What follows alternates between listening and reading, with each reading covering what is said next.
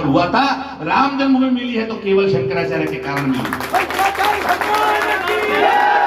राम मंदिर जिसके कारण आपको मिला है, और मिलने के बाद एक भी शंकराचार्य आज तक उनको याद नहीं आया कि शंकराचार्य का इतना बड़ा बलिदान और योगदान है। शंकराचार्य ने पैसे करोड़ों रुपए खर्च किए, वकीलों को रोका, खुद गए, गवाही दी, साक्ष्य प्रस्तुत किए, तब जाकर के राम जन्मभूमि हमको मिली है। इनके भरोसे नहीं मिली है। और जब राम जन्मभूमि हमको मिल गई तब जाकर उसकी रखवाली किसको सौंप दी हमने? चोरों को सौंप दी। और चोरों को सौंप दी इसका मतलब क्या हुआ? आप घर में दूध की कटोरी की रक्षा करती हो और बिल्ली को कटोरी की रक्षा के लिए बिठाओगे तो क्या होगा? दूध की रक्षा होगी या बिल्ली पी जाएगी? ये बिल्लियां हैं और यही हमको कहती है कि हम रक्षा करेंगे। रक्षा नहीं, ये तो पहले से बनाकर बैठे थे कि राम मंदिर बनाएंगे और राम मंदिर के नाम पर अपना कार्यालय चलाएंगे और घर भरेंगे।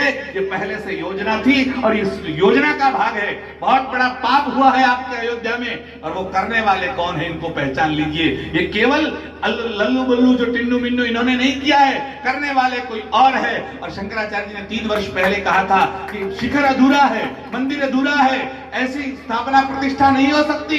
लेकिन शंकराचार्य की बात को, शास्त्र की बात को इग्नोर किया गया, नहीं माना गया। शंकराचार्य जी ने कहा था कि अधूरे मंदिर में अगर प्रतिष्ठा की जाए तो असुर वहां जाकर बैठते हैं। आज क्या लगता है, वहां देवता बैठे हैं कि असुर बैठे हैं?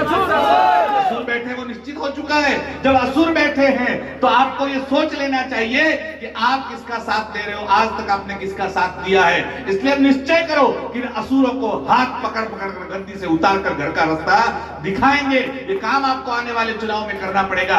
और इसलिए हम आपको बता देते हैं, शंकराचार्य कोई साधारण नहीं होते। साक्षात भगवान शंकर ही शंकराचार्य के रूप में अवतीर्ण हुए थे।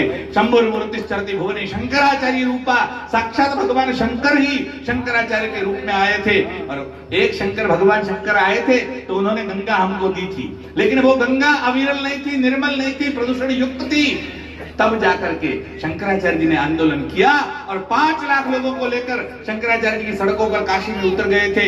गंगोत्री से लेकर गंगा सागर तक आंदोलन खड़ा हो गया और मनमोहन सिंह जी की सरकार, कांग्रेस की सरकार को झुकना पड़ा।